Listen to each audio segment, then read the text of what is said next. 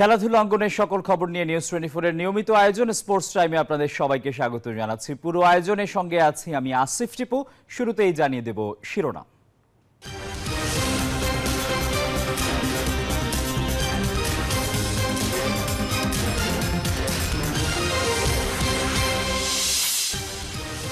মন্ত্রণালয়ের green signal পেলেই সাকিব খেলবেন চ্যাম্পিয়ন্স ট্রফিতে, জানালেন বিসিবি সভাপতি।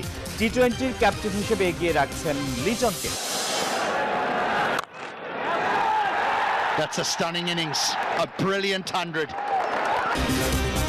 ওসমান খানের সেঞ্চুরিতে রাজশাহীকে বড় ব্যবধানে হারালো চট্টগ্রাম। পেরেরার শতকের পরও খুলনার কাছে 20 রানে হারল ঢাকা।